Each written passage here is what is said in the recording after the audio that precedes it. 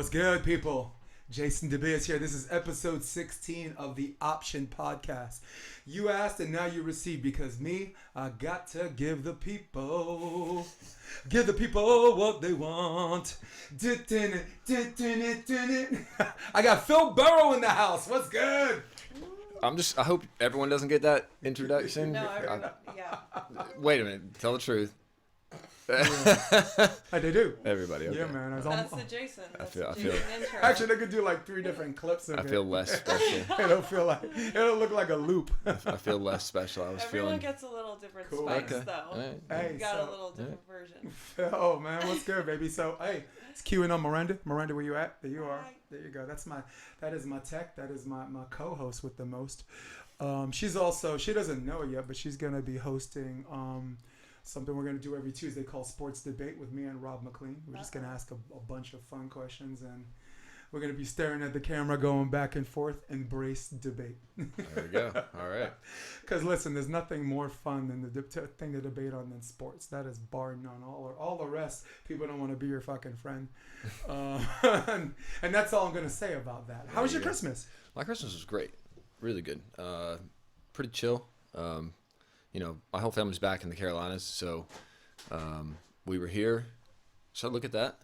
Go ahead. No. You look at me. Okay. The camera turned off. It's not like this. It doesn't like me. I broke the camera already. Press record. Make sure it says record.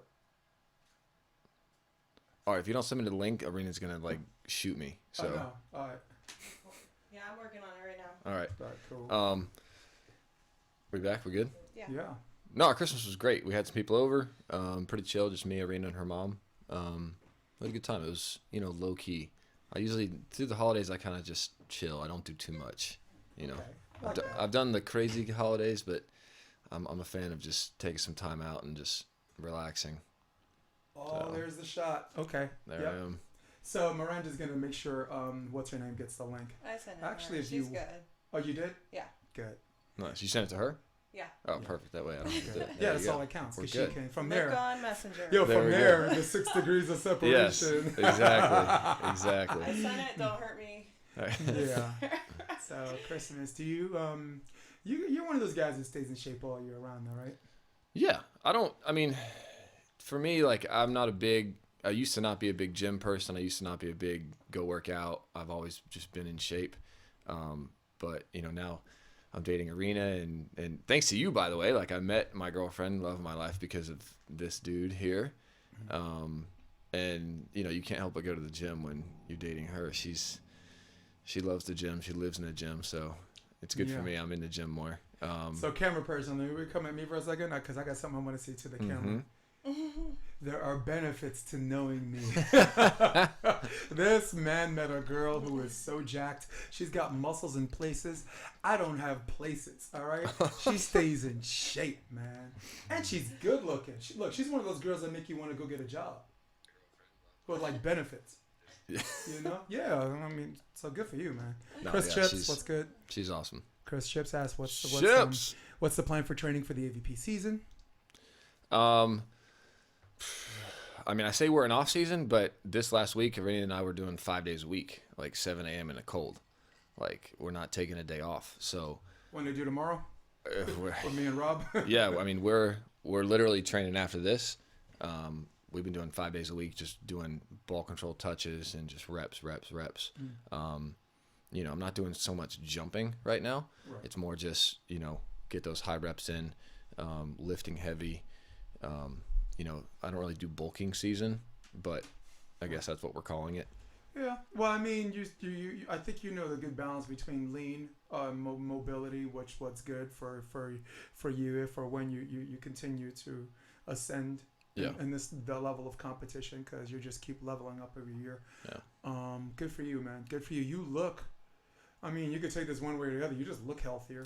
You've never looked by any stretch of the imagination bad or whatever, or out of shape. But you look healthier. You look younger. You look happier. Thanks. And maybe that's just like you said, just taking care of your body. But there's also something. There's a mental state. There's also something too, between the ears that just makes you whatever. Yeah, I agree. And I have to attribute it to Arena. She's kind of balanced me out a lot. I'm eating better.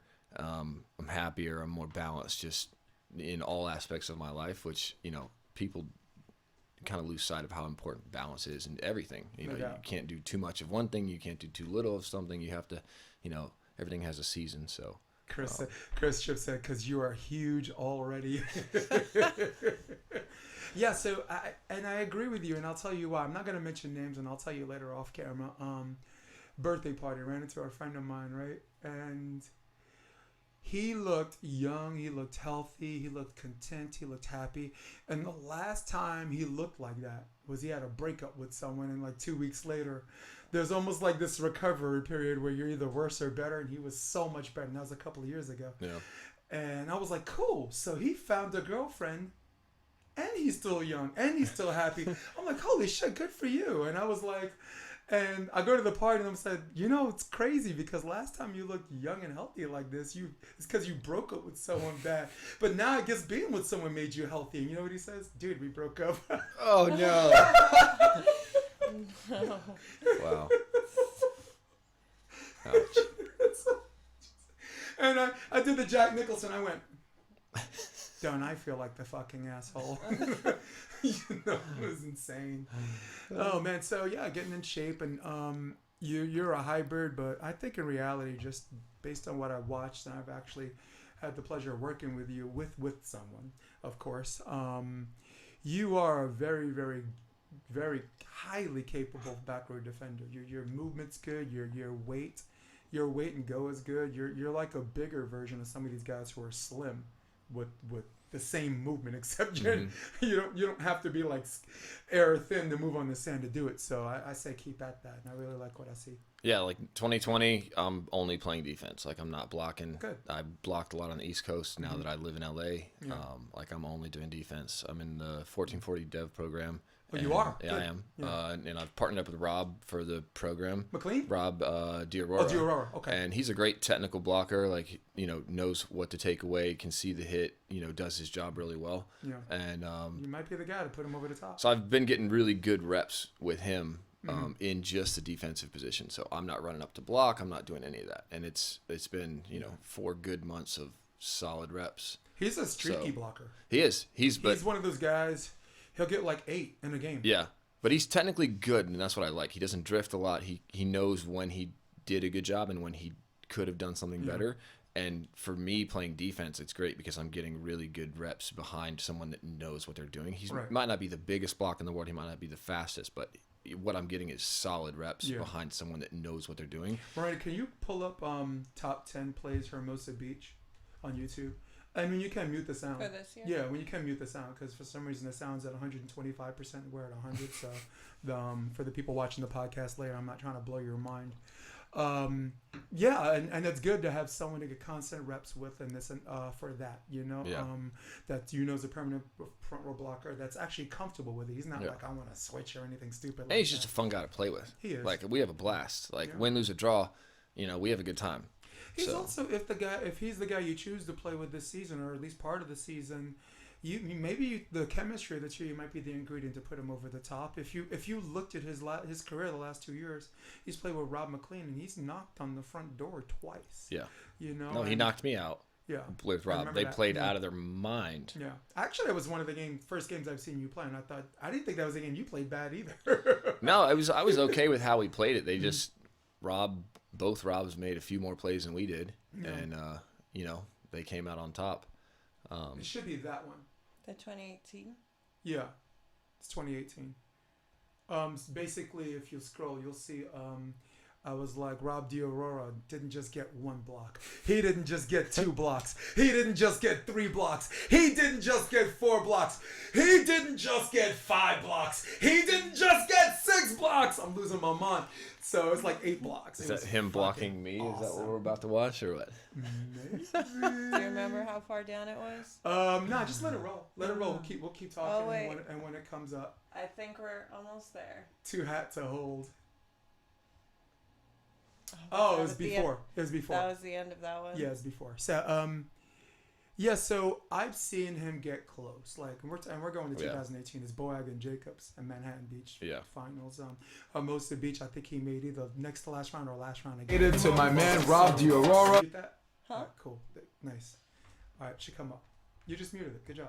I just paused it. Oh. You just X'd out of it. All right, go ahead. Play it. This is a qualifier game. Rob doesn't just get 1 block. He doesn't just get 2 blocks. He doesn't just get 3 blocks. He doesn't just get 4 blocks. He doesn't just get 5 blocks. He doesn't just get 6 blocks. He doesn't just get 7 blocks. But That's Rob against me. Diorora gets 8 blocks and keeps the other Rob, his partner, Rob McLean. And he is hot-blooded. That game was crazy. Look, I gotta get my stuff out there, man. I mean, I brought it up. I mean, you bring up a it's- video that just like, yeah, you got blocked a but lot by Rob. The discipline. Thanks. So Phil, what do you do for a living? See you guys later on the show. Oh, if you can't beat him, join him. I don't know. Just whatever. kidding. No, yeah. I think the only crime is only 667 people saw that. I gotta get some of these videos. I think not people watch them house you. Yeah. But yeah. So he's that's a testament to his streakiness Yeah. and as you can see the fun edge that he brings, where it allows you to have serious fun. Yeah, exactly. Like we both, one thing that we keep saying when we play together is like, you do your job and I'll do my job. Don't try to do what I'm supposed to do, and I won't try to do what you're supposed to do. If you focus on what you're doing and you give 110% at what your role is, let me have trust in what I'm doing back here, and let me do my job. And then you get 2 guys on the court that are high level doing their jobs. Yep. That's a recipe for success. It is, and I like it. And I like what I see. And I'm glad you're working with I believe it's Pompilo. Yeah. In Arturo. Pompilio and Arturo. Yeah. Pompilo's with us at Endless Summer. Nice. Our our juniors club. Yep. It's him, me, Rob McLean, Jaron, who's the best coach that nobody talks about. Yeah. He's amazing. I mean, I didn't really get to know him until I had him and Jeff Alzina. I had him on a show called One on One or whatever, and what we talked about off camera was almost criminal because we didn't record while we were talking about it. We went about 38 minutes, but we went an hour and 20. We just got engaged into this conversation and just kept going. Wow. And I'm like, oh God, why didn't I? Part of the strategy, Arena. If you can't beat them, join them. She just said what I said. So here's a fan question. Are you in fact the one person who has played on all 7 continents?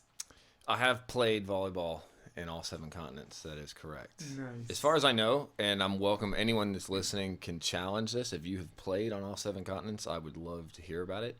But as far as I have researched, no one has done it except for myself and my partner, Jeff Gilbert. Jeff Gilbert. Can you Google search his name? We'll do an image search. I think the first picture that pops up, and you'll see it on his on your camera shot behind you, part of the picture. But Miranda's gonna get a full shot so everybody can see this and appreciate it. So, talk to me about the cold. It was cold. Yeah, it was really cold. More than the cold, getting to Antarctica is tough. Like I get seasick, and we had to fly down to Ushuaia, which is the southernmost city in Argentina. They call it the end of the earth. There's actually another city in Chile that is about to become the southernmost city. They've just got enough people that live there now to be populated and to be deemed a city. Yeah. So that will now become the southernmost city, but until then it's Ushuaia. And you go there and you get on a boat, and it's 3 days across Drake's Passage. And Drake's Passage is some of the roughest seas in the world. Yeah. Like, and so from the moment I stepped onto the boat, actually 2 hours before we got on the boat, I was on Dramamine. Like, I was on Dramamine from the moment I was on the boat to the moment I got off. Christ. And I remember one time we're sleeping, and I had a bed by the window, and you're laying down, and there's a blind right behind my head, and as you're sleeping, it's going like, oh jeez, like, the blind is just, it's rough seas. So the cold is bad, but I mean, you're outfitted. They provide you with a jacket so you don't die, and they make you, they don't let you get on the boat unless you're prepared. Constantly stay hydrated too, because I know my understanding is that you dehydrate just as fast, if not faster, and colder. You're cold than you do. Yeah, they actually gave us like water pouches that we would clip onto our shoulder bags so that we could always have like a lot of water with us at all times. Holy shit. But it was cold. It was cold. It was so cold that my camera was freezing to where I would take a picture and you could see the mirror goes up and down to expose the sensor. You can see the bottom of the mirror in the frame in some of the pictures. I had to keep my camera inside my jacket and warm it up and then take it out and take pictures. It was that cold. Wow. Yeah. Jeez, you blow your nose, boogers freeze. you go to pee on the end of the ocean. It's like, oh, don't climb back up my dick hole. Yeah. It was cold. Shoot, man. It was cold. Yeah, I can imagine because listen, I'm from New York, and for a while I lived in the Upper West Side in the winter. Like that blast that comes off the Hudson makes you feel like you're in Alaska, and that's all ocean and Dramamine. I can imagine, because to me, I usually don't get that sick from anything. To me, I get nauseous because I think my ship's gonna crash into an iceberg, and I wonder if Dramamine, like Tom Cruise said. Remember, I don't know if you saw the movie A Few Good Men. Yeah. Oh yeah. When the guy says, take some Dramamine, and he's like, what? He says, because plane ride gets you sick, or boats might get you. Plane ride might get you sick. He's like, I'm scared of plane crashing into a large mountain. That's what makes me nauseous. I don't think Dramamine's gonna help with that. He's like, try some oregano. I heard that worked pretty well because that was the you remember the beginning of the show. He was defending someone that smoked a dime bag of oregano. Yeah, the very first scene, he's in batting practice, and one guy's like, he's like, we got to come to a plea deal. And he's like, my client smoked an oregano. He's like, your client thought it was marijuana. He's like, my client's a moron. That's not against the law. We're still gonna charge him. He's like, with what? Possession of a condiment? Yeah. So it's one of those things. So what's the last good movie you saw? Ooh. That's a tough one. So, Arena, it's time. Let's get his ass out there. Andrew Bryson Tetler, what's up? We saw Frozen 2. Oh. I'll probably be the only person ever on the show to be like, that was a good movie. It was funny. I liked it. The songs weren't as epic as the first one, but it's kind of hard to, combat with the first Frozen where your kids are singing it like crazy and you want to kill yourself. But it was good. I love Olaf. Yeah. I don't want to ruin the movie. I mean, everyone's probably seen it, but there's a song with Olaf sings about like being older, and it makes sense. And that was my favorite song of the whole movie. Adult humor for sure. But my favorite movie of all time, which is not new, is Shawshank Redemption. Yeah, well, you can't really go wrong with that. No, I've seen it probably 20 times. And every time I think of a favorite movie, someone mentions Shawshank Redemption, and I'm like, is Goodfellas really my favorite movie? Is Ghost really? Is Forrest Gump? No, that was just. Yeah. Let me tell you something. My friend of mine, or my ex, she watched the entire movie with me, and then it got so depressing. Like the scene where everyone thought he was gonna hang himself because he had the rope. Mm-hmm. She's like, I can't watch this anymore, and I'm like, you cannot leave the room after that. You cannot stop at this point. And I said 5 minutes. I said, please, just watch 5 more minutes. And after 5 more minutes, if you don't want to watch it anymore, I'll turn it off. We good. Mm-hmm. And then the 5 minutes comes, and then they look in the room, and he's not there, and she's like, what happened? What happened? I'm like, and then they try to hold it to the wall. She goes, ah! And I'm like, all right, I'm cutting it off. Sorry. No, don't you cut it off. Yeah. So, just great acting, great cast, good writing, good direction. One of Tim Robbins, easily Tim Robbins' best work. That whole, especially with that look, like he knows something that you don't. Yeah. And combined with the best narrator in the history of film, Morgan Freeman, you can't go wrong. No. Yeah. You know what movie I did not like that most people loved? What? It was Green Mile. I waited so long to watch it, years after it came out. And everyone's like, oh, Green Mile is so amazing, so amazing, so amazing. And I watched it and I was pissed. I was like, I hate this movie. This is so bad. I mean, I didn't have the same anticipation as you, but I have movies like that, but I feel the same way about Green Mile. Was it bad? No, it wasn't. No, I mean, obviously it was. Movie, but was it groundbreaking? Was it all this other stuff? No, it wasn't. It was a good movie. It was a good movie. Ain't no great movie. I felt the same way about Casino. A lot of my friends like Casino, and just all the gangsters getting together, and I didn't like that movie very much. I didn't, James Woods, who was like my favorite dirtbag actor, did his part, but I didn't love that, and especially love it. So my most recent movie I saw, Mr. Rogers, Beautiful Day. Oh, how was that? Very, very good. Yeah, it's everything you thought it was, and I liked it because this man appealed to every demographics. Like everybody's like, oh, people from the ghetto don't understand Mr. Rogers. Yes, they do. Yeah. I'm born and raised on Flatbush Avenue, and I'm telling you, we watched Mr. Rogers' Neighborhood. And even after Eddie Murphy did Mr. Robinson's Neighborhood, that was so funny. That was so funny. Yeah, I watched the documentary they did on Mr. Robbins, and that was really good. Yeah. Yeah, he's Yeah, you're in a New York subway station and all the kids are singing "Beautiful Day for Your Neighborhood." That means you get around. Yeah, that means you're a citizen of the world. And he was just like a genuine person. Like it was nice. It was refreshing to see a documentary done on someone that really just cared about people, that didn't turn into like a hashtag Me Too or like a scandal or like, you know, his reputation is not tarnished. You know, he was just a good person that truly just cared. Yeah. And I think the world needs more people like that are doing it for the right reasons instead of a different agenda. I also think the world needs to re-examine himself if you look at someone like that. And you see the way he carries his life and the way he lives, like the way he talks to people, and anyone who thinks that this man is something in his closet, maybe we need to examine ourselves. If we look at someone like that, it didn't do a damn thing wrong to somebody, and be like, oh, wait for it, you know. I mean, I guess it's because we as human beings, some people like to see heroes fall. Or maybe it's just news for someone that you think someone's good to do something bad, and it's. I've always had a bad psychological pet peeve, and this is your podcast. You should be talking more to me, but bear with me. I always get pissed when it's not my podcast, because my podcast I wouldn't have put a video on of me getting blocked 7 times in a row. Hey, you know what? Let's run that again. Where's the Phil Diggs of the year or like the Phil side outs? No, let's bring on Phil and Phil can get roofed 7 times. He's trying to hype your partner up. Yeah. Actually, you know what? I think he's trying to say let's run that again. No, but here's the thing. Like my problem is you got someone who's been a good person, not a great person. They're just trying to be a good person, and they make one mistake. And everybody shits on them, and they could do 19 things right and 1 thing wrong, and all think people will remember. Yeah.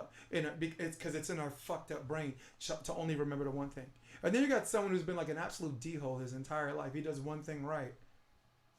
Yeah. And he's celebrated, and it makes me think to myself, what the fuck is wrong with us? What is wrong with us as human beings? So that's one of my psychological pet peeves, and the other one is people judging people for something they did 2 decades ago.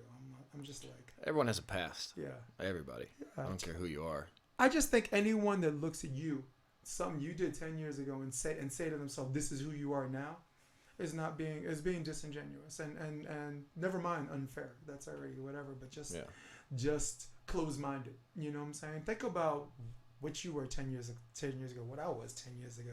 Jesus Christ, I want to be that person. Wow, you know, different person for sure. Yeah, so I mean, I think people like Liam Neeson, actors. Since we're shifting to the entertainment thing, we're talking about movies. I also saw Dark Waters, but Liam Neeson, I think his wife or whatever, or someone in his family got murdered and by an African American, and he admitted that he just wanted to go out there and find the first African American and shoot him. And this is in 1979. Jeez. And he's been vilified for that. That's 40 years ago. Yeah, that's a pretty powerful statement, though. Yeah. I mean, hell yeah, 40 years ago. But also, like, I couldn't imagine putting myself in his situation. Yeah. Like, you know, I haven't been in that spot, so I can't say how I would react. You know, yeah. We were just over the holidays, Thanksgiving. Arena and I did some charity work with the Homeless Foundation, and it's really cool. They had these homeless people that came up and talked, which I've never heard before. Like, we always have just thought what we thought about homeless people, and then they were really trying to like raise awareness on that homeless are people, and their whole slogan is "They are us." And they had this guy get up and talk, and he was a lawyer, and they moved to LA. He had $750,000 in the bank. They owned a house, you know, everything that, you know, someone that's successful in today's society would think. And then his wife got sick, and she ended up passing away. And the daughter dropped out of college to help take care of the mom. The son had some issues, and the family just became traumatized because of the loss, to the point that the son doesn't talk to the dad. The dad lost all of his money trying to, you know, get the wife better, and the daughter, you know, had a massive traumatic experience and became homeless.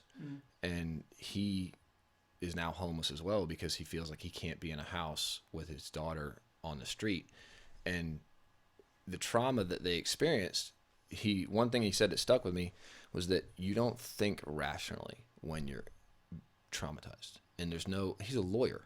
He's obviously critically can think very well and, can make good decisions. He let his bar expire, like his certificate as a lawyer expire.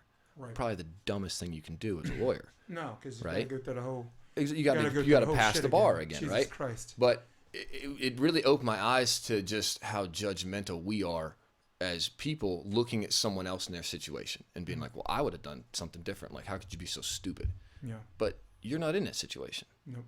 You haven't lived in their shoes. You haven't done the things they've done. You haven't experienced things that they've experienced. And, tying it all into like traveling around the world and all that, I think that's the one thing that's opened my eyes the most about traveling is you see faces in places that are just a thought. Like right now, if I tell you to think of someone in Asia, like you might not know anyone in Asia, but when you travel to Asia and you can see someone working a coffee stand or working there and you connect a person with a face and you have that human experience of, holy shit, this person has dreams and wants and desires and has lived an entire life in a completely different region outside of my little circle. It opens your eyes and your mind to thinking, maybe I shouldn't be so judgmental about what I think they should have done or how I would have done it differently because I haven't lived like that, So like going back to Liam Neeson, like what he said, do I agree with it? No. It's pretty He doesn't bad. even, he doesn't even agree with it. But in that 40 moment, years later? in that moment when he said that, yeah. What was going through his mind? What was going through his body? What emotions was he experiencing? We don't know what that was. Vengeance, anger, I'm guessing. Yeah. Exactly. But I don't know. But people hold that to him know. to this day, because of one choice he made in a certain situation. Right.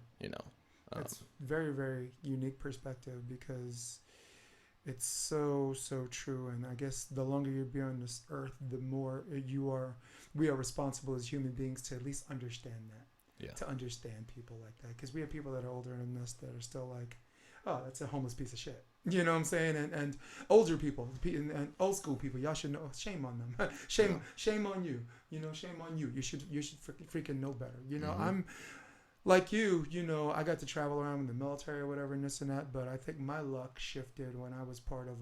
I grew up like my parents are like conservative, like hardcore Christians. So mine. I was anti-gay. I was anti-this. I remember your parents in. You met my parents in Kenny, New York. In New York. Oh, Kenny. Shout out to Kenny. Kenny, we're gonna get to you in a minute. When he met my mom. Yeah. We're gonna get to him in a minute, but it changed for me when the church I was going to, like, I didn't want to go to the church anymore because I was kind of set up as an outsider. My mom said, you can sing, and I do have a voice, performance or whatever. And I was set up as an outsider looking in. So every time we went to choir practice, they had one big clique except me. Mm-hmm. And I'm just like, I don't want to fucking do this. So the first chance I got, they asked the men if they were wanted to be part of something called the prison ministries, meaning 5 o'clock in the morning, 6 o'clock, we all suit up. We go to Rikers Island. We go to Brooklyn House of Detention. And we go there and we just randomly talk to people.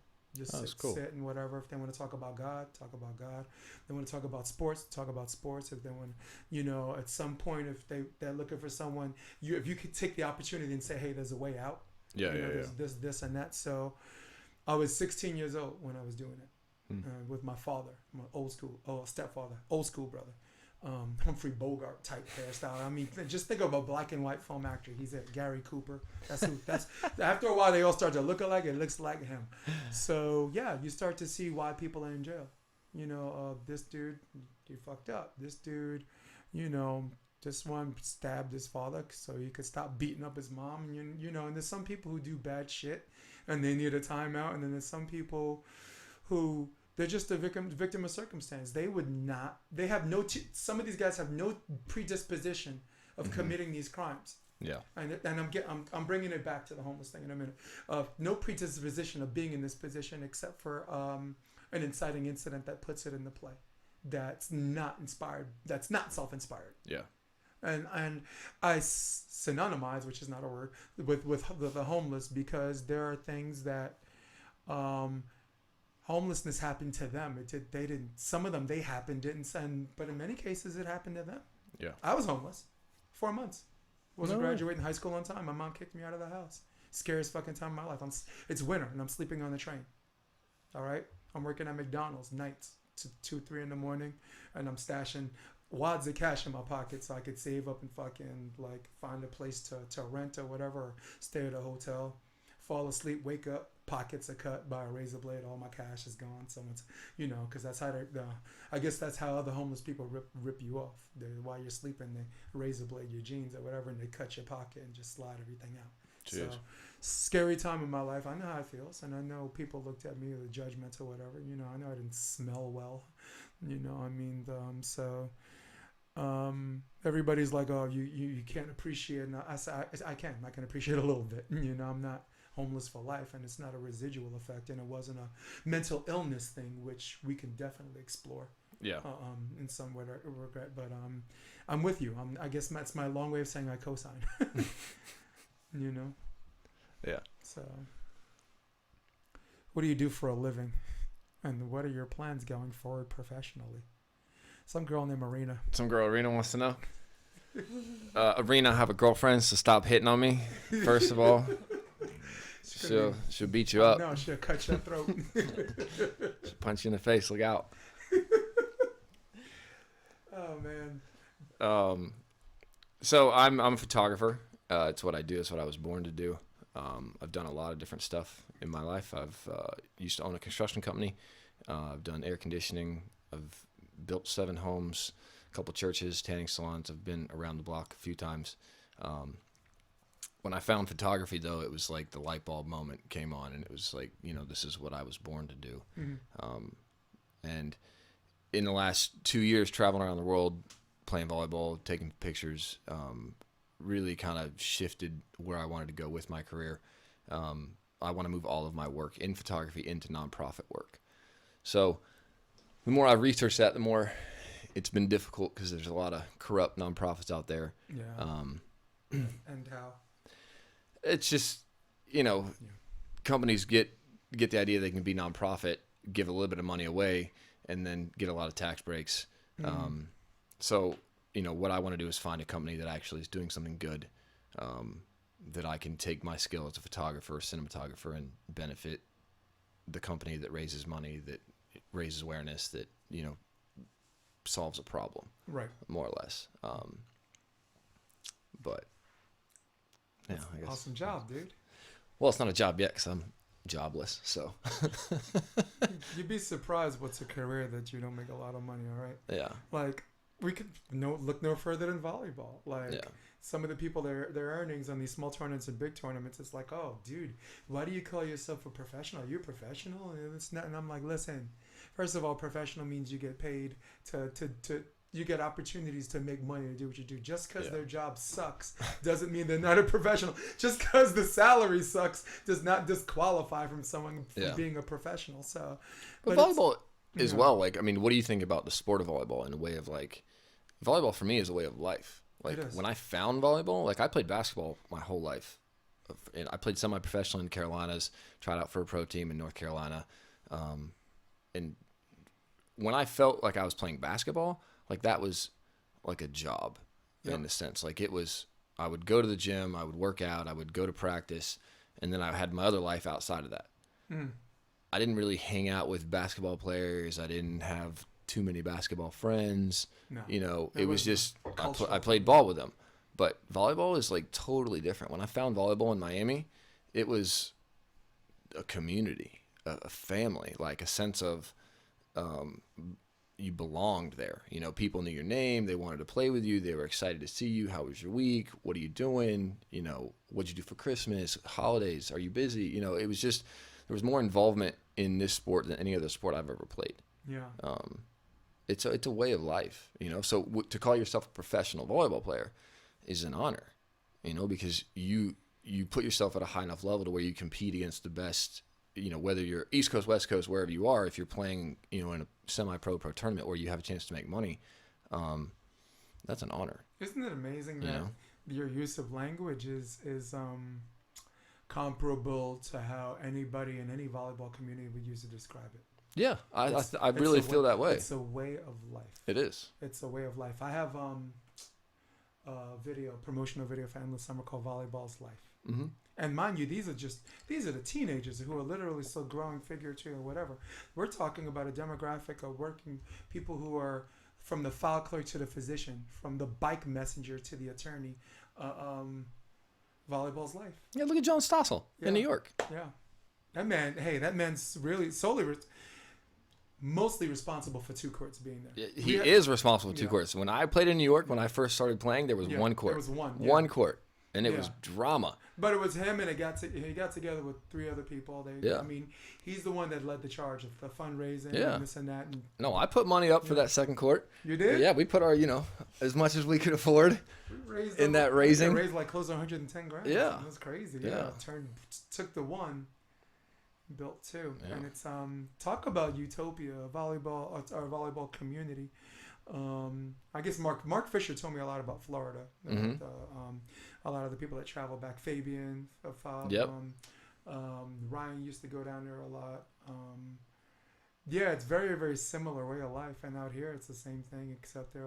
I'd say California's a little bit more wound tight. I think the people who are the most loose are the ones that do it casually, or the ones who are already like top 5. Like everybody else in between is still trying to find their way.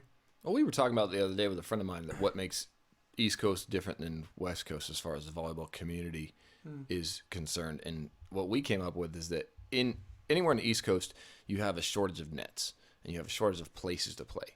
So shortage of months to play. Months as well. I mean, outside of Miami, we play year round. Oh, but in LA, you have no shortage of volleyball nets. Like you look up any beach in West Coast, there's nets galore, like hundreds as far as you can see.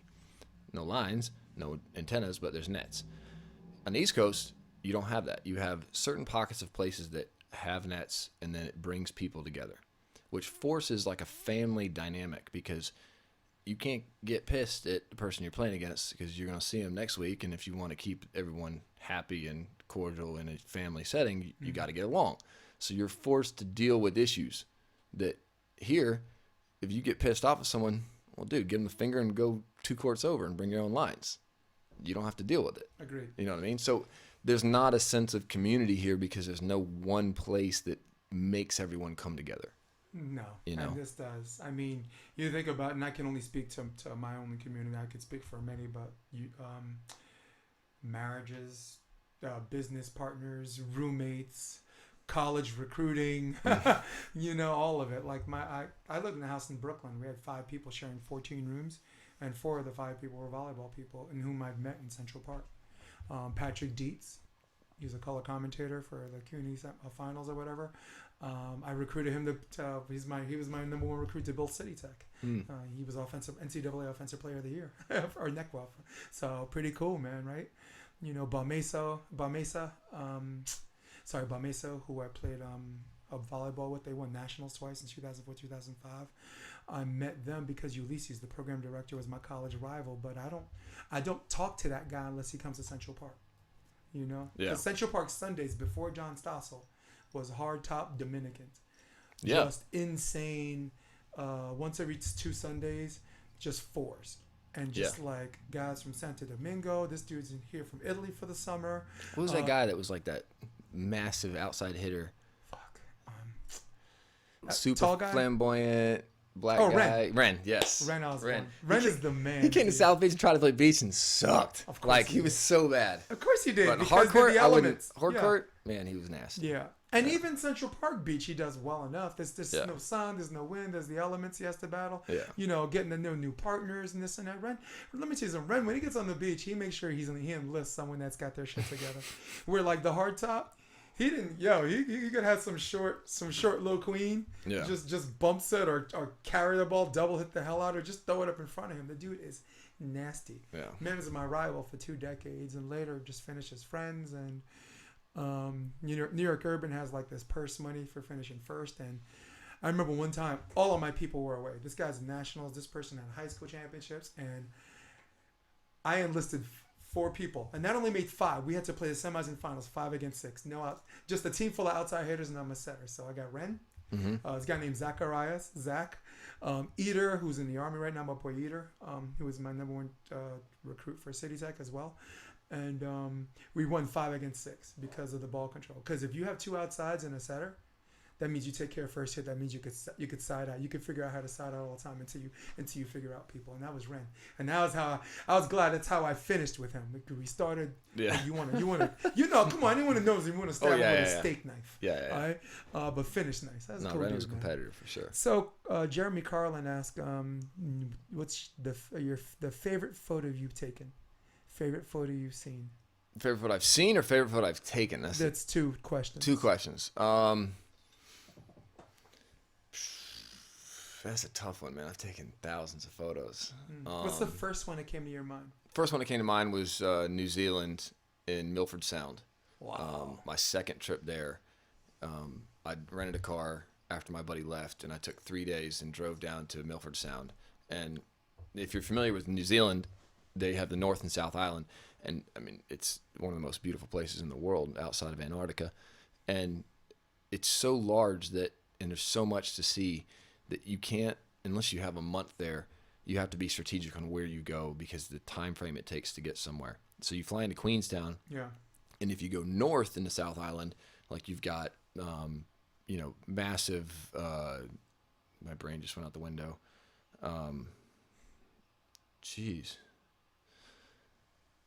Brain just ejected. But you just answered the question. So, I mean, come on. Okay, so literally the second time I went to New Zealand, I went south in the South Island because you can't go to both. If you go north, you're not going to make it south because to get to Milford Sound, it's a 4-hour drive one way to get to Milford Sound. Right. And I'd always heard, that Milford Sound, the drive there was beautiful. And, when I'm a photographer, when people say that, you think, okay, whatever, I've seen pretty places. I almost wrecked the car several times. Jeez. Like, you literally driving through, and you're at the base of what you think is the bottom of these mountains. And you drive through, and there's waterfalls to your right, waterfalls to the left, waterfalls everywhere. And then the climate starts to change. Milford Sound has its own unique weather pattern and ecosystem and jungle-type atmosphere, right? So you're driving through, and then you reach this tunnel. And there's a massive waterfall to your right, and you're just sitting there looking at it being like, oh, my gosh. And you go down the tunnel, and you literally hit the tunnel, and it's like super straight down for a mile.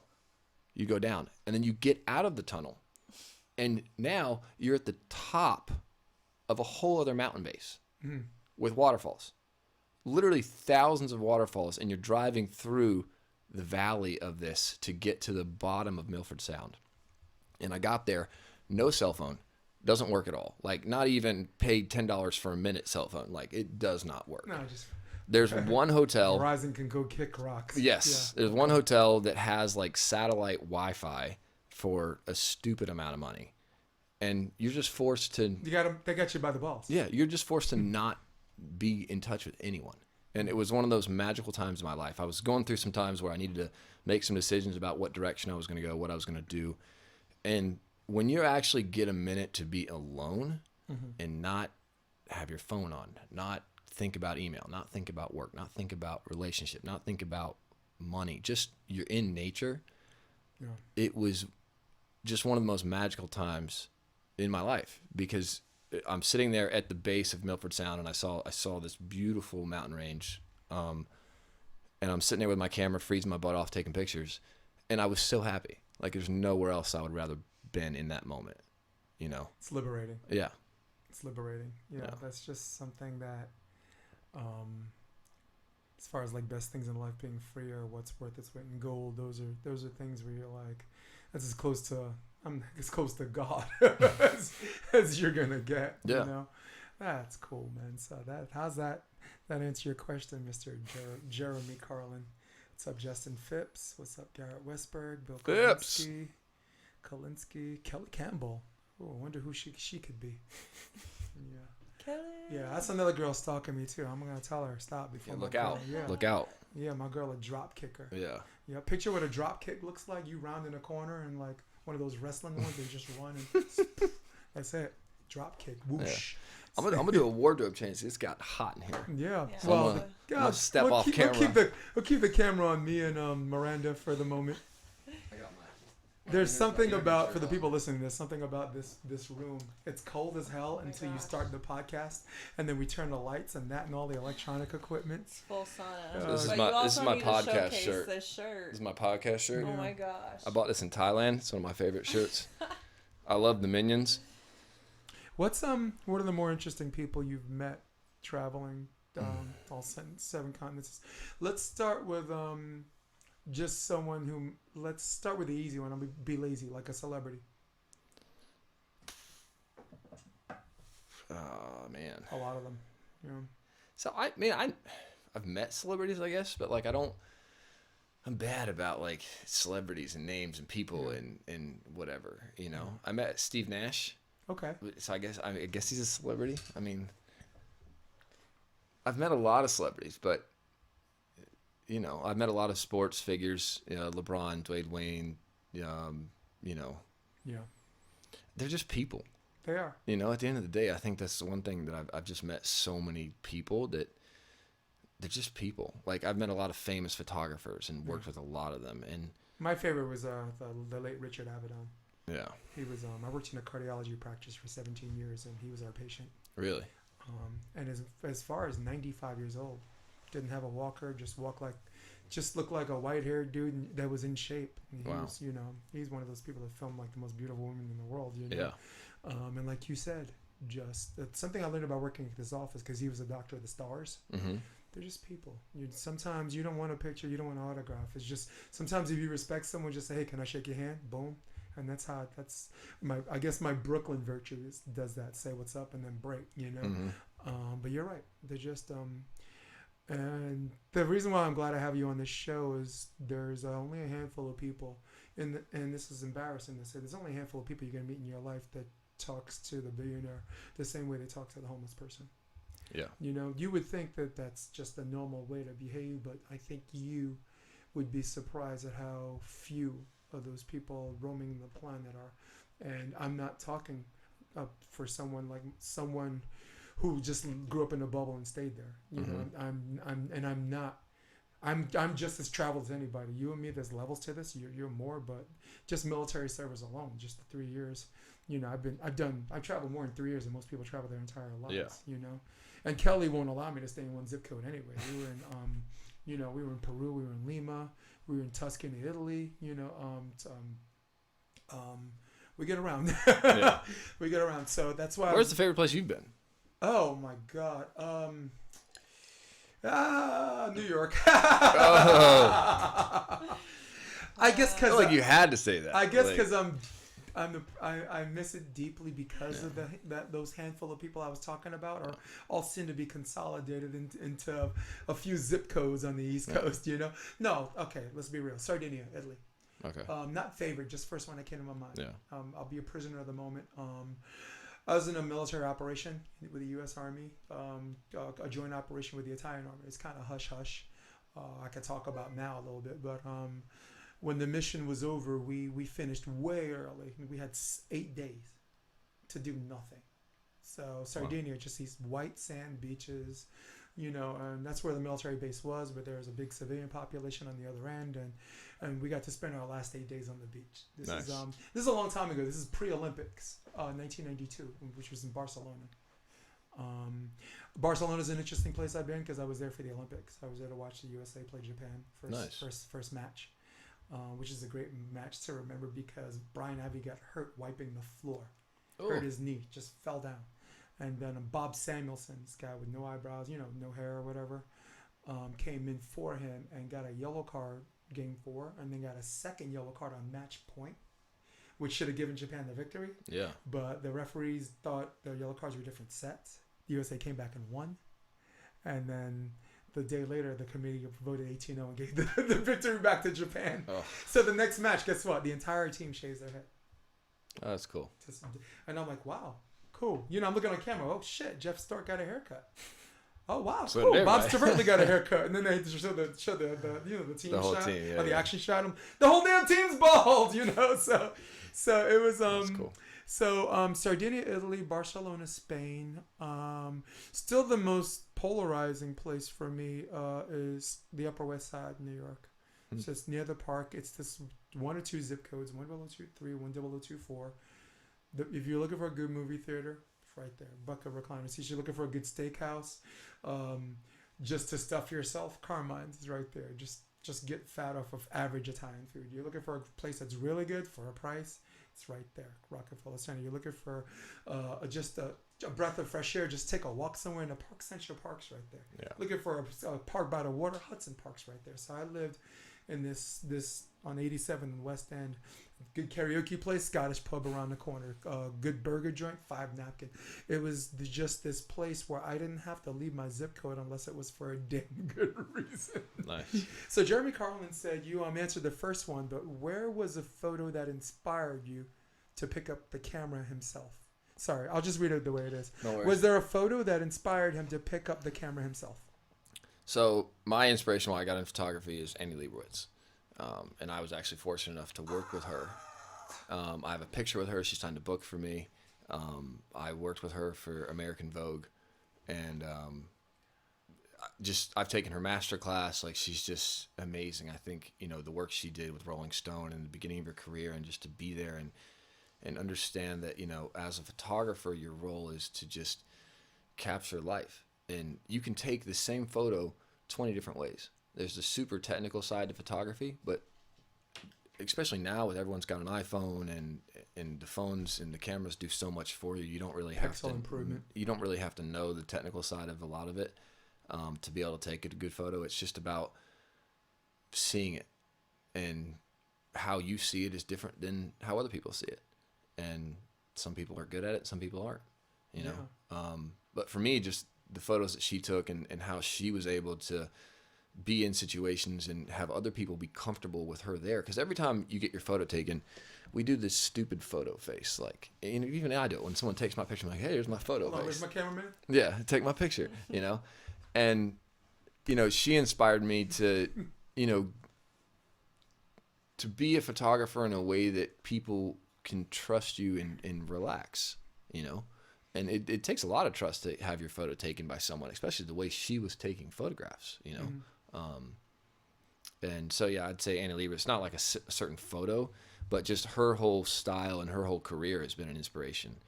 Thank God for college for me. I took a class called Contemporary Images of Women. Yeah. And the entire class, you're talking 4 months of just Anne Leibovitz inspired stuff. Yeah. I feel like I know the woman. I think out of all the celebrities I met, God, how did I miss that one? She didn't come to Dr. Rosenfeld for an appointment. Yeah.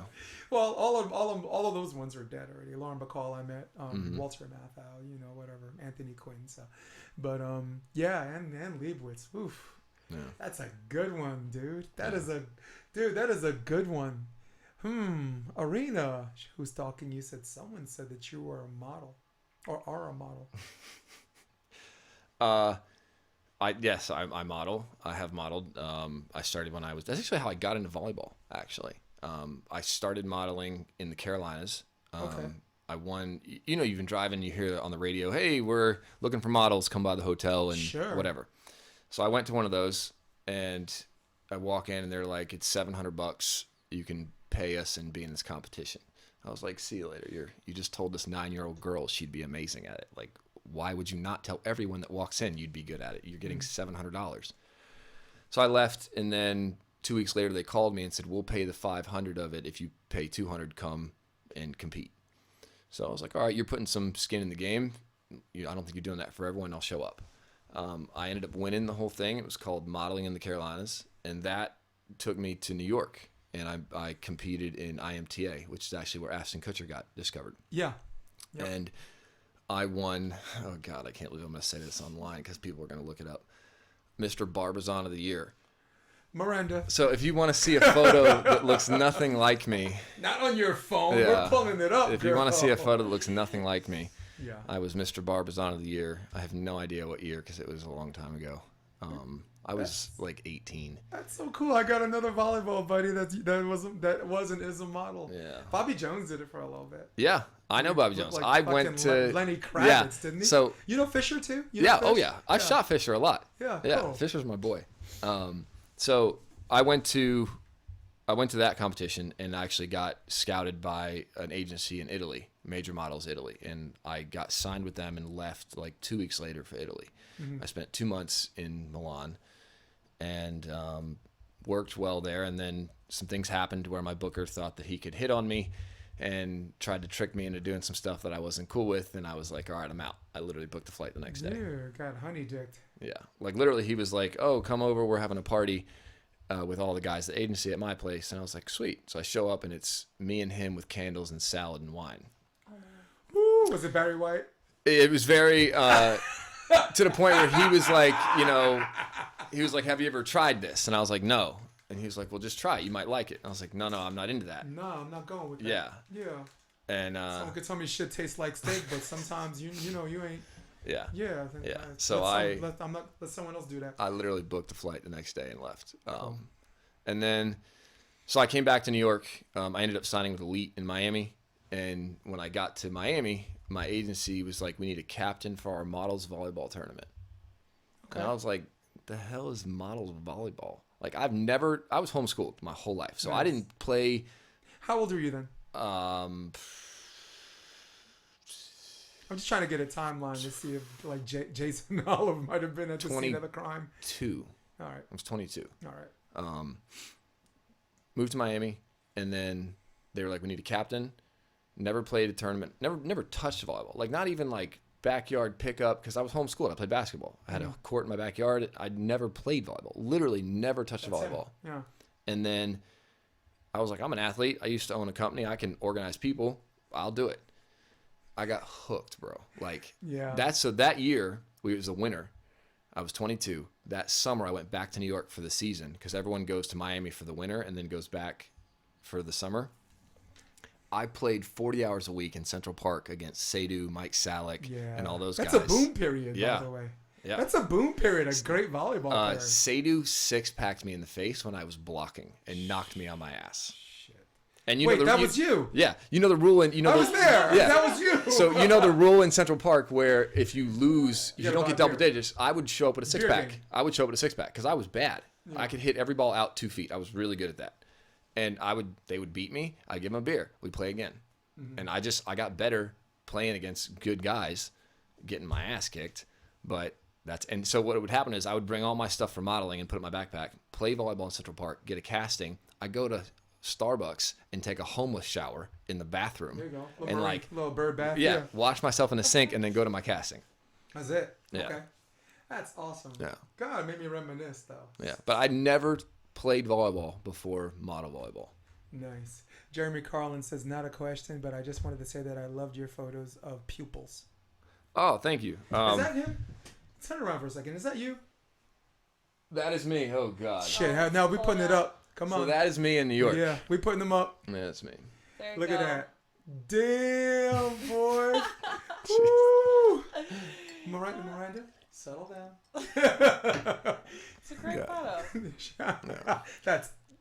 That's fucking real. That's me in New York, Yeah. I've done modeling for a year for a company called Delta Enterprises, but it was just clothing. Like paintball, military paintball shit. So like urban camo and all that shit. And they're like, wait, he used to be in the army. He'll look good in that stuff.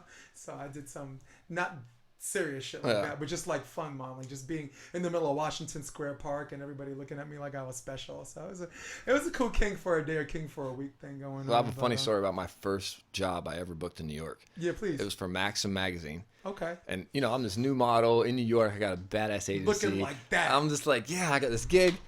And my agent said, hey, this is just like a day rate. It's nothing crazy. I don't even think you're going to see your face. I was like, whatever, man. I'm in. They literally took pictures of me in different outfits.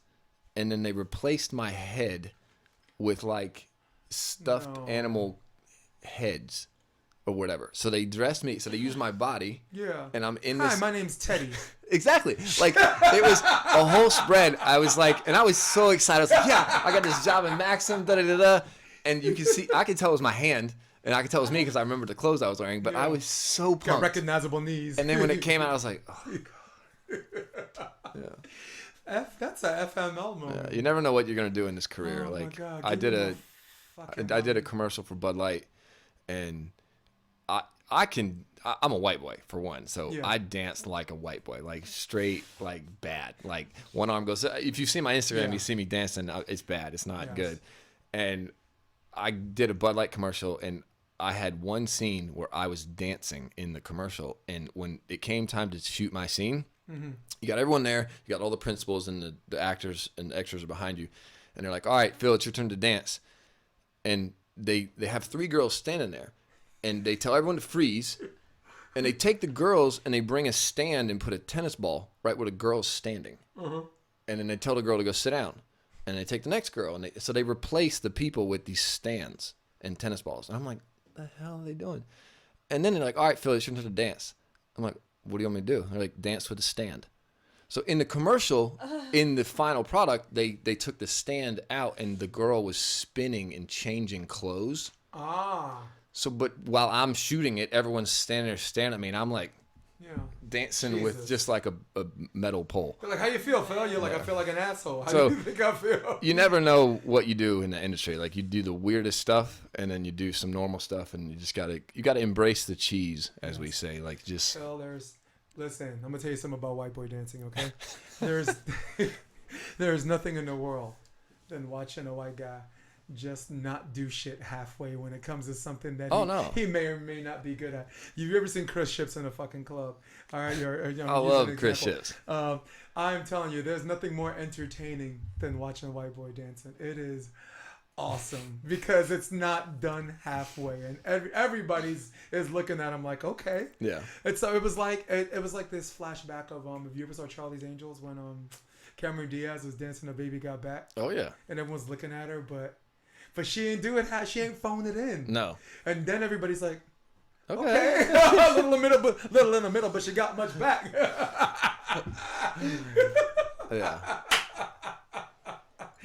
That's cool, man. So, wow, just a really, really cool array of people that you've encountered in your life, doing some photos, doing some modeling.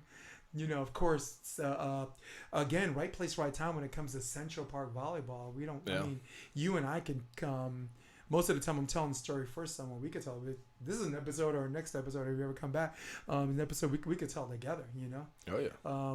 For those of you at home, Seydou is the guy who's always mentioned East and West Coast. He's from Ghana, West Africa. Guy played for Cal Baptist. His cousin Shamzu, a bigger version of him. Harder, you know, hits hard, reaches high, but doesn't have Seydou's skill set.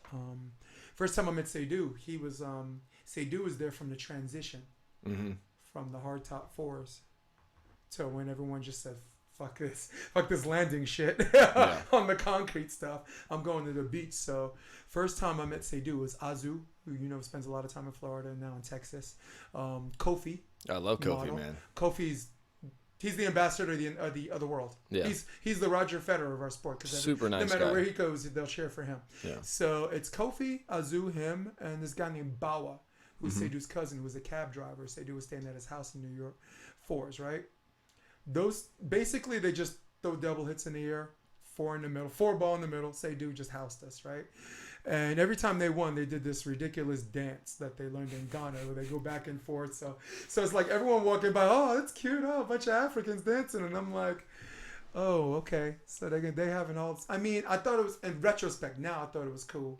But looking back, I'm like, these motherfuckers are they're doing this shit at my expense? You know what I'm saying? I'm a proud player. You know, I mean, I'm not going to get into the indoor resume. So then Patrick Dietz comes out of nowhere. His girlfriend just dumped him. Jay, let's play some fucking volleyball, right?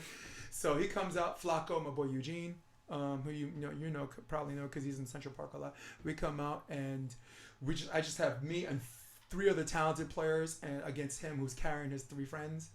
Just housed him, just wiped the floor with him. And then they had the song Shake Your Ass, Shake Your Ass. Someone was playing the radio, so when the song was over, I went, we did this. Eugene was like that, and we did a dance. And then I was like, hey, good game. He says, I'm not shaking your hand. Yeah. I said, you're not shaking my hand? No. I said, all right, fuck you then. He's just like, Like you're from New York. You hear people say that all the time. It's like, hey, how you doing? They don't say, no, all right, fuck you then. Mm-hmm. He just got so upset, and it almost came to, screaming. And then at the end of the day, what happened was him, Kofi, and me and Eugene. We played each other one last time, and the four of us are at the net. And then Eugene and Kofi just break the mold, and then me and Seydou break the mold, and then we just start talking, and we became chill. He ended up playing indoor with me for one of my club teams, Evolution, so adult club team. So that was really cool because I never had a day where someone you just despise, and at the end of the day, there's this respect, and then there's this love. Because his love. He's a man-child. We all know that, but he has this virtue. And the reason why I brought it up because we were talking about virtue, like good human beings that talk to the homeless person and the billionaire the same way. Seydou's that person. Yeah. Seydou's that person. So I thought I don't even know why I'm on a podcast and nobody know or care about the guy, but since we're talking about people, who have that virtue, had to plug him. Yeah. Had to plug him. All right, so we were supposed to do a sports section on this. Whoops. Actually, I wanted to just have a little fun. And this is supposed to be a sports question for Tuesday. Man, Rob doesn't know it yet, but we're doing a sports show. Rob, if you're out there listening, you're the last one to know, but you're fucking doing it with me. No, because the podcast is supposed to have 4 parts, but since sports is such a thing we can indulge in a whole hour on, we'll do it as its own section. For sure. Get like first take style or like undisputed style. Yeah. Dished out debate questions. Yeah. You come in as a revolving guest if you want. Fucking, I'll moderate. But here's the question: are divas worth the trouble? Now, it's a very, very loaded question as it is general. So let me tweak it a little bit. Okay. Let's use Antonio Brown for an example for football. I'll just say Carmelo Anthony. Maybe not now, but when he was kind of a diva, just wanted the ball all the time, and he struck a lot of people like you lost, but at least I got my 35 points. Yeah. So the question is, are divas worth the trouble? I'm gonna say yes, and because strip sports back down to why we all play any sport. We're all competitors, and if you dumb the game down to where everyone has to fit inside this box and be cordial and can't have their own personality and can't express themselves and can't, fly off the handle and show aggression and passion, what's the point of playing? Agreed. I play volleyball because I love it. And that's the main reason I play. The day I stop loving it, it's probably the day I'll stop playing. Yeah. Which I don't think will be ever. Same way with any professional athlete, go back to the kid they were in the schoolyard, there's an old saying that you play for that kid, all the money you make and all the fame and all the whatever. Why do you really play the sport? If you start taking the divas that are in the game that cause a scene or make a ruckus, it could be a political stunt where they're just, want to get the followers up or want to get in the media or, they say there's no such thing as bad PR, so they're talking about them. Right. But we need that. As bad as some of it is and it gets out of hand, the sport needs that edge. Yeah. If you dumb it down, it just gets boring. Yeah. The level of it needs to be controlled in some sense, and when it goes outside of, ridiculous. Yeah. Well, we thinking three different athletes right now. Yeah. Yeah. Like for me, I was thinking football and basketball, or maybe like someone from the big 3 sport. But when you started talking about that, Conor McGregor, UFC star, is the first one that came up. Yeah. And he's good for the sport in the sense that rising tides lift all ships. Mm-hmm. You know what I'm saying? Like he got an interest where people they like his flamboyantness and they like his confidence and they're interested in seeing him fight. There's also a demographic of people that are like, oh my God, this dude's a D-hole, and I will pay pay-per-view money to watch someone beat him down. Yeah. And for the entertainment aspect, divas are definitely worth it. But talking about Conor, there's a flip side to that. Like, if people want to see him get his behind beat, and if he knows that him doing that does that, right? Yeah. And if he does get beat up, don't play the fucking victim. Yeah. The worst part I hate about divas is the whole victim thing. You know what I'm saying? Yeah. Like George Masvidal said, he's a UFC fighter. It's okay if you want to, talk about people's religion and people's family and all that stuff. That's okay. But every now and then you run into a bad motherfucker that doesn't play that. Yeah. Like Khabib. Khabib absolutely mauled him. And then after the match, just more residue, which I'm not going to get into. Look at Antonio Brown. Antonio Brown, he's by far the most talented wide receiver I've seen since Randy Moss. Randy Moss, Jerry Rice, he's in that big three.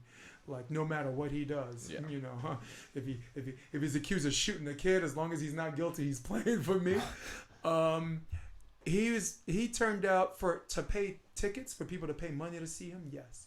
To win a championship, yes. For someone that can hurt a team at the same time, that's another yes. Yeah. Think about Pittsburgh. Like, this dude is sitting there, Facebook Living Tomlin talking about staying off of social media. He's having a team meeting about the importance of staying off of social media and not giving people ammunition. And he's Facebook Live. He's Facebook Living him talking about, he goes to Oakland, wants to play with his helmet, this and that. And he only really has to wait 6 hours. Keep his mouth shut for 6 hours to get the guaranteed money. And then he could have been gone, and he couldn't keep his mouth shut for 6 hours and kissed like tens of millions of dollars goodbye. Goes to the Patriots, says sorry, they don't accept his apology, and next tweet is "fuck you." You're not Ash. So it's one of those things where I'm like, oh my goodness. I guess the answer is yes and no. You like them when they're making you money, and when they don't, you don't. Yeah. Jorge Martinez. Steven Roschitz. All right, cool, man. Yeah, I just thought that was an interesting question. Like Carmelo Anthony, I'm a lifetime Knicks fan. Okay. And anybody that tells you, Amari Stoudemire at that time, before they got Carmelo, Amari Stoudemire was putting up 30 a game, 29 a game.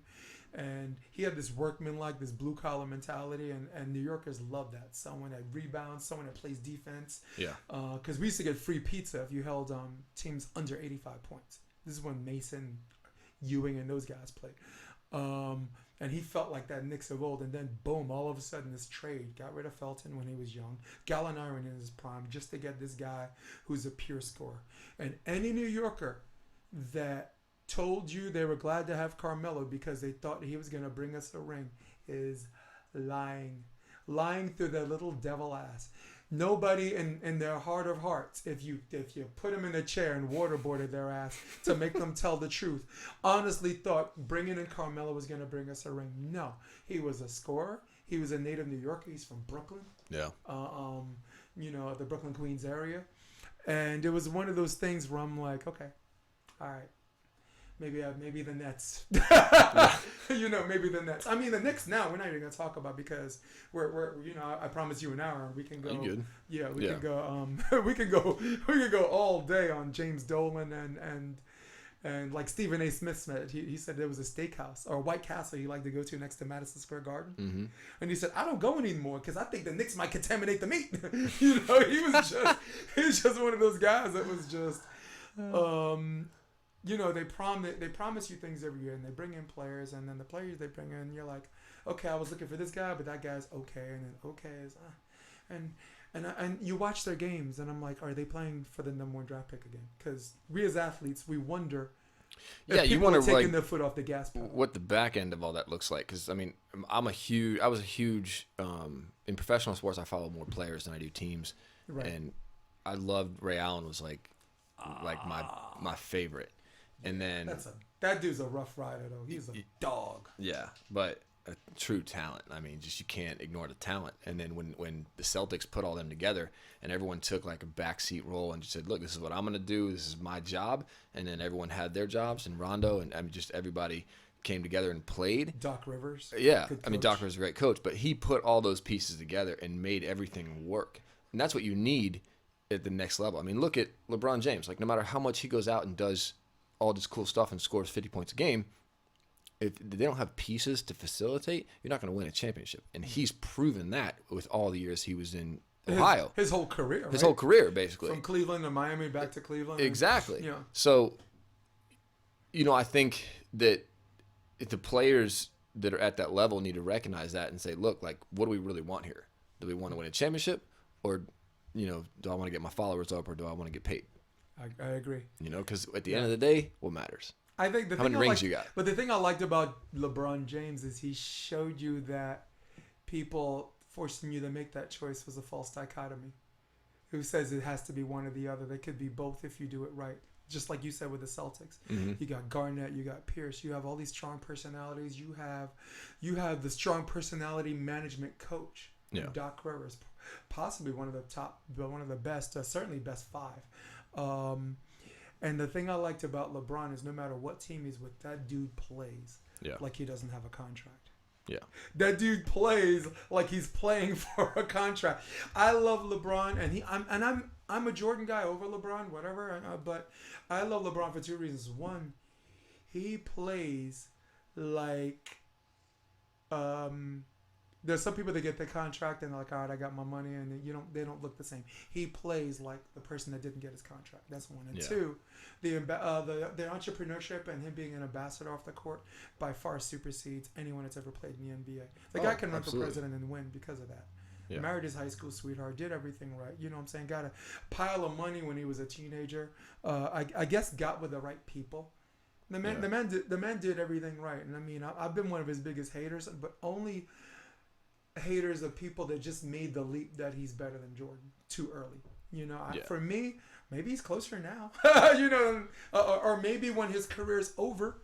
Because it's we could get into a huge debate about Jordan versus LeBron, because I'm a huge Jordan fan, and I think that you just go back and watch the tape when Jordan plays. It's a different league. Yeah, well, I'm with you. I mean, nowadays you touch a guy and foul. Yep. Back then, you got pictures of guys raping Jordan, hanging on his arm, and no, that's no foul. It's just a good ball. The flagrant foul was introduced because of teams like Detroit and New York that played against him. Yeah. The flagrant foul, for people watching basketball, you fans out there, the flagrant foul was only introduced after 1990, 91. Yeah. And that's because you had to hit a guy. You had to swing and hit a guy to get a flagrant foul. Yeah. Now you push too hard and you're getting a flagrant. It's just. And then they decide if you stay in the game or get. It's just a different game. Yeah. It's a completely different game. And I think that if Jordan was playing in today's game, Jordan's one of the smartest players ever played the game. Agreed. Like he would be outperforming, LeBron. Yeah. Maybe not physically, but it's his whole career, though, right? Yeah. He's found ways, even when he got older, he found ways to reinvent his game, reinvented his jump shot, something he didn't have in the beginning of his career, and still produced like-minded stats for every year that seemed consistent from the board.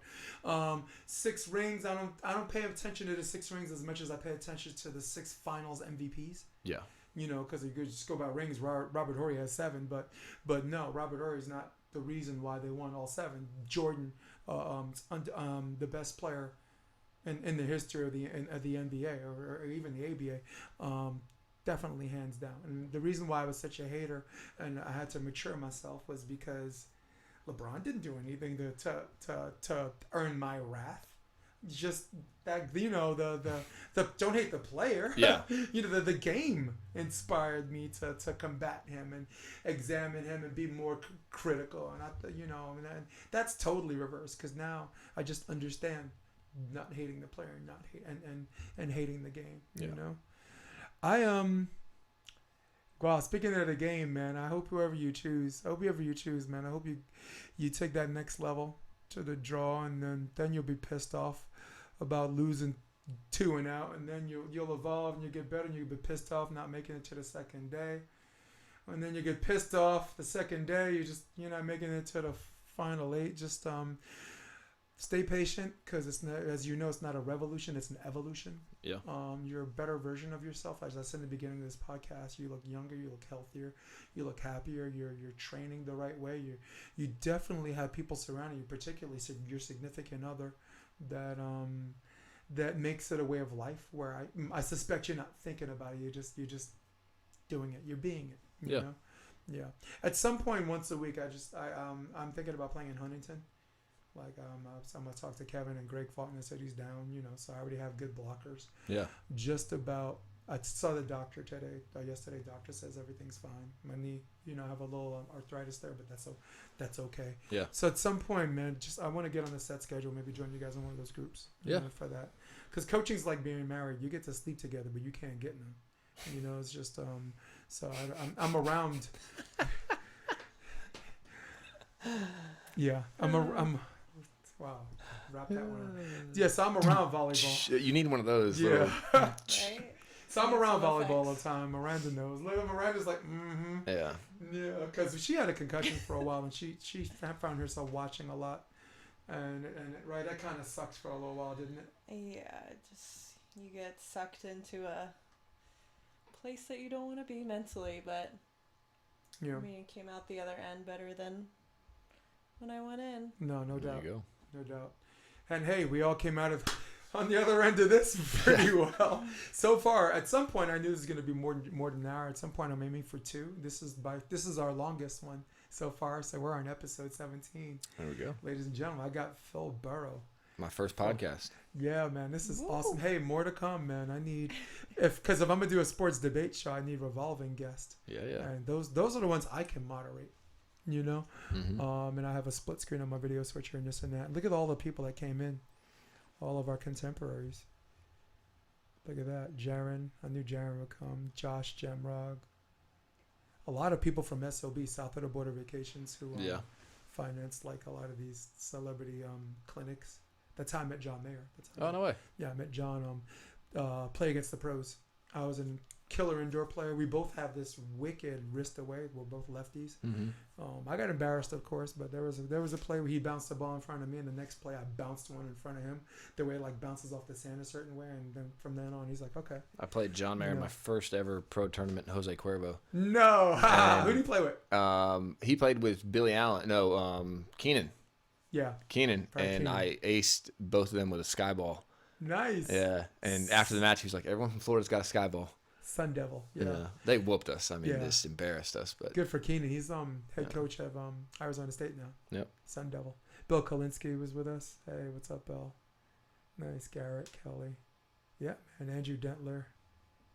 All of our contemporaries. Steve Roshitz, who you want to talk about someone appreciating his conditioning and his evolution and what he's become. Steven Roshitz. yeah. Very, very good. Troy Field, what's up? All right, hey, so sorry, man. That was the longest goodbye I've ever had. It's all good. Guys, so again, this episode is going to be available on Spotify and iTunes, and later on YouTube. Just the live set, the video set, the audio is a lot of fun. Make sure you subscribe. Tell your mother, tell your father, send a telegram.